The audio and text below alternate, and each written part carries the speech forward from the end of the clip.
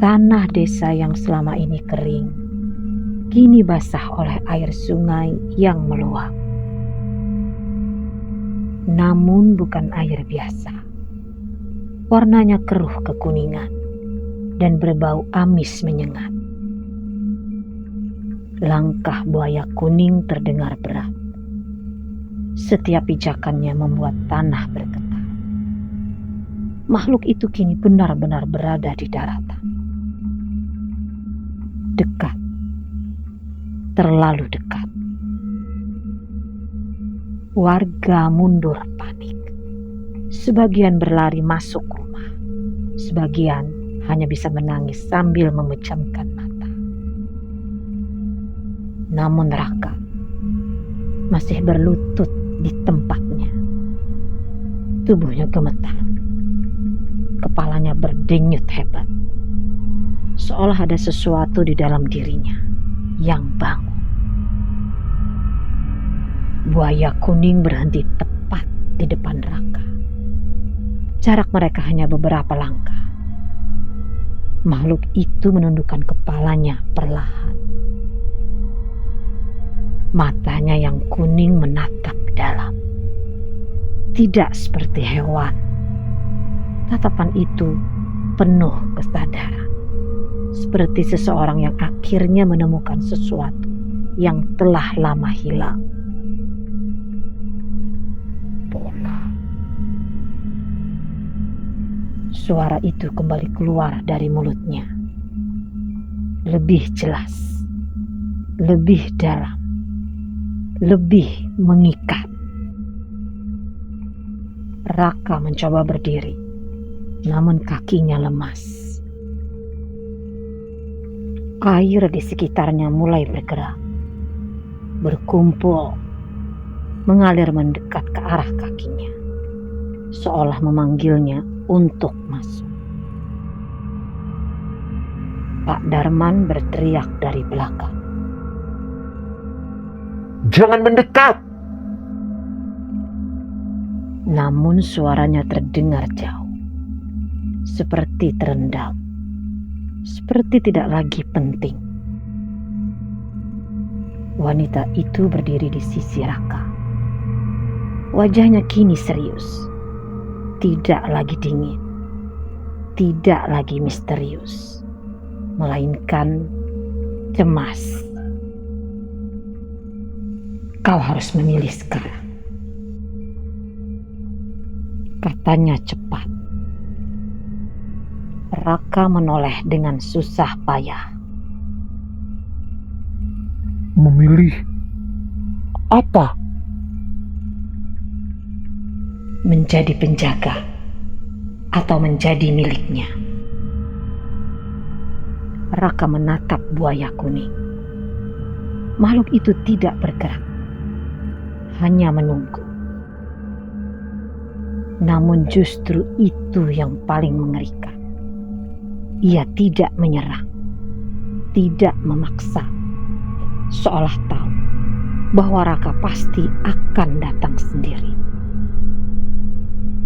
Kau bagian dari perjanjian lama,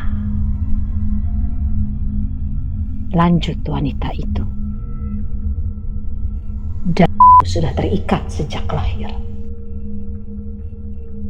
Kalau aku tidak memilih, wanita itu menatapnya dalam. Dia akan mengambilmu, dan kau tidak akan kembali sebagai manusia. Tiba-tiba, air di sekitar kaki Raka bergerak lebih cepat, melingkar seperti pusaran kecil. Dan perlahan kakinya mulai tenggelam. Padahal tanah itu sebelumnya kering. tidak. Raka mencoba mundur. Namun kakinya seperti ditahan. Ditahan oleh sesuatu dari dalam tanah. Buaya kuning mengangkat kepalanya sedikit, lalu membuka mulutnya. Gelap, dalam, tak terlihat ujungnya. Dan dari dalam itu keluar suara lain. Lebih banyak.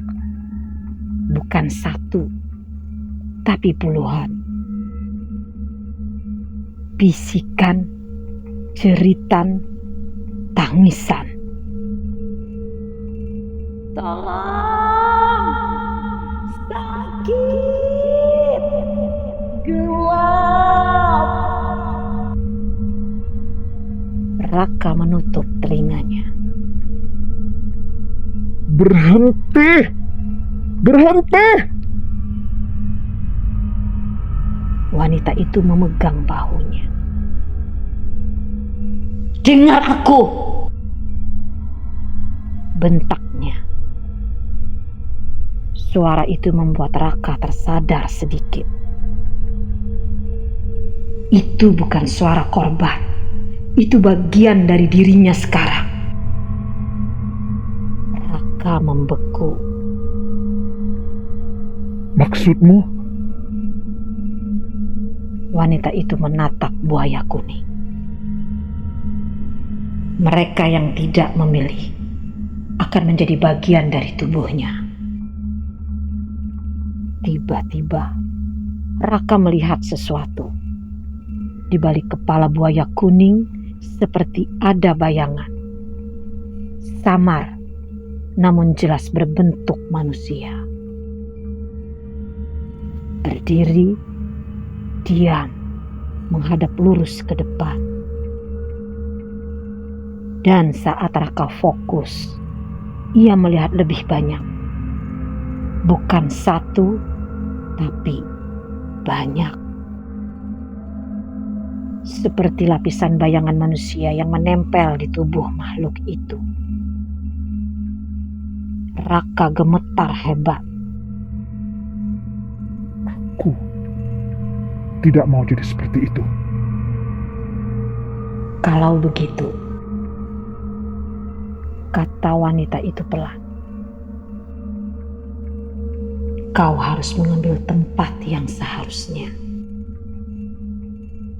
Penjaga?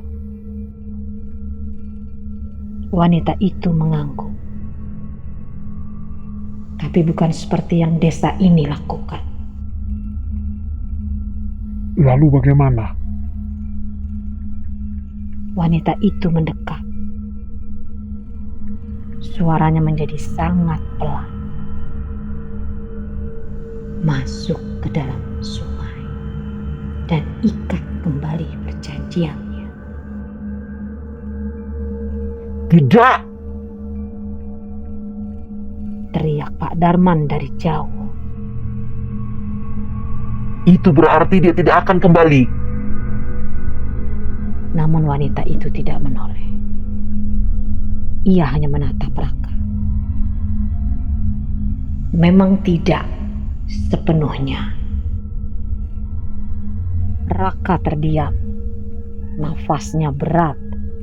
Ia melihat ke arah warga. Mereka semua ketakutan. Tak berdaya. Menunggu. Ia lalu melihat ke arah buaya kuning. Makhluk itu tetap diam. Namun kini sedikit lebih dekat. Seolah memberi pilihan terakhir. Air sudah mencapai lutut Raka. Dingin. Menusuk.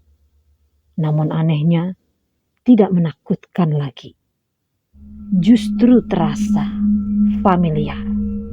Seperti sesuatu yang sudah ia kenal sejak lama. Raka menutup mata, mengambil nafas panjang. Lalu ia berdiri. Pelan, menghadap langsung ke makhluk itu. Warga terdiam. Tidak ada suara. Tidak ada yang bergerak. Raka melangkah. Satu langkah. Masuk lebih dalam ke air. Dua langkah. Air mencapai pinggang. Tiga langkah. Air mencapai dada. Pak Darman berteriak, namun Raka tidak berhenti. Buaya kuning menurunkan kepalanya. Sangat dekat sekarang. Hanya beberapa senti dari wajah Raka. Mata kuning itu menatapnya dalam, seolah membaca seluruh hidupnya. Dan untuk terakhir kalinya, makhluk itu berkata, "Pulang." Raka membuka mata, dan dengan suara pelan, namun tegas, ia menjawab, "Aku bukan milikmu." Tiba-tiba, air meledak ke atas. Cahaya kuning menyilaukan muncul dari dalam sungai. Buaya kuning mengaum keras. Untuk pertama kalinya, bukan sebagai pemanggil, tapi sebagai sesuatu yang ditahan. Tubuh Raka tenggelam sepenuhnya, diseret ke dalam air. Namun kali ini bukan sebagai korban. Warga menjerit, air bergolak hebat, seperti sungai itu hidup, dan seperti sesuatu sedang bertarung di dalamnya. Dan kemudian, semua mendadak tenang. Air kembali rata, sunyi. Tidak ada Raka, tidak ada buaya. Tidak ada apa-apa, hanya sungai seperti semula.